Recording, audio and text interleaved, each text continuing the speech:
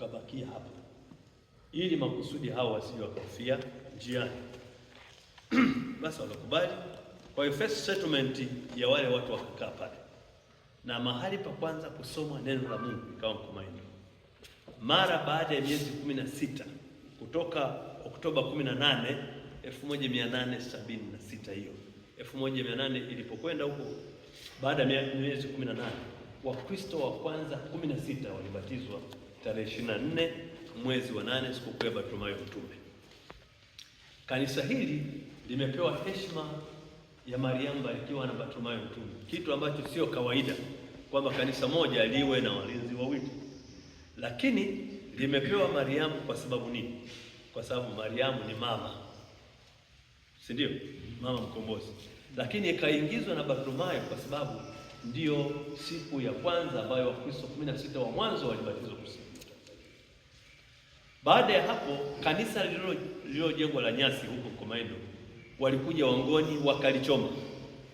Kwa hiyo nyuma ya mlima huu mtani mlioona nyuma ya nyumba yangu ndio pakajengwa kanisa la pili la mianzi. Hakuwa na kanisa bado. Wangoni wakatufuatilia wakachoma.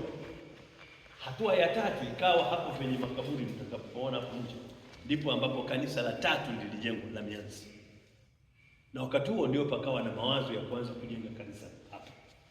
Msingi wa kanisa hili uliwekwa 1893 sikukuu ya Yakobo bin Zebedayo 25. Baada ya miaka 10 kanisa hili liliisha mwaka 1910. Kwa hiyo mwaka 2010 kanisa hili tuliadhimisha miaka 100 tangu lilipojengwa. Kwa hiyo hii 2026 maana yake ina miaka 116. Hatuwazi kukarabati kwa namna nyingine yote, lenyewe hivi peke yake linatosha. Ukifanya tofauti na hivi unaharibu. Sasa wakati huo halikujengwa kuwa kanisa kuu, kumbuke hicho kitu, kwa kuwa kanisa kuu lilikuwa Zanzibar. Isipokuwa historia inaonyesha kwamba baadaye pakawa na mawazo ya kwamba Masasi, kutokana na jiografia na changamoto ya usafiri, kwamba Masasi iwe kama ni eneo linalojitawala. Ndipo 1926 sisi tukazaliwa kuwa dayosisi ya pili katika kanisa Anglikana.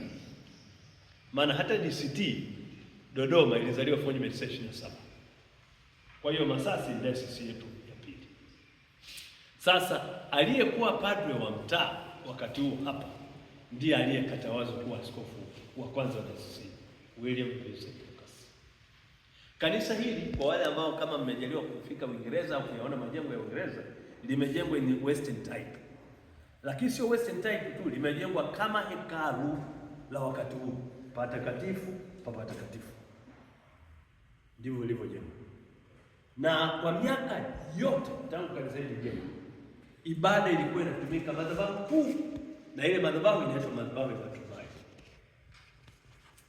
Askofu wa awamu ya 5, kama sio awamu ya 6, askofu wa awamu ya 6 Richard Noble alipofika akabadilisha, akasema hivi: Mungu ni Mungu aliye karibu na watu, si Mungu aliye mbali na watu wake. Kwa hiyo ikaletwa madhabahu hii ya pili hapa ili iwe karibu na waumini. Lakini since then madhabahu iliyokuwa inatumika ni kesho, kwa kuwa askofu ndiye atakayetoa ibada, hii madhabahu itatolewa ili itumike madhabahu kuu. Kwa nini? Hiyo inaitwa concelebration.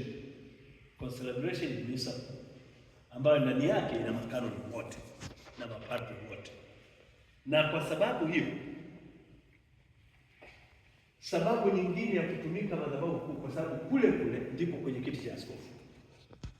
Kwa hiyo ukitoa misa hapa kwa misa kuu, maana yake unamfanya askofu akimaliza aende akakae kule, kitu ambacho hakileti sensi sana. Mara nyingi mimi sitoi ibada kabisa. Kwa mwaka naweza nikatoa ibada 3. Kwa hiyo kuna kuagana shauku fulani ya Ukristo. Ingawa kama sina safari, ninaweza nikamwomba kasisi wa mtaa kwamba naomba nitoe ibada. Kwa hiyo nikitoa ibada ya kawaida Jumapili natoa hapa, lakini sio ibada hiyo. Kwa hiyo is very rare, na kwa sababu dayosisi yetu ina square kilometers 68,000 square kilometers. Katika mazingira hayo huwezi kutazamia kwamba naweza nikatoa ibada kanisa kuu. Unatoa misa kanisa kuu kwa matukio maalum ya kiaskofu, lakini most of the time nakwenda. Na sasa kwa sababu naelea Dar es Salaam, kwa hiyo muda mwingi na kuwa mobile. Hai. Sasa tutakaposema tuinuke kwa sababu tunakimbizana na muda. Tuinuke.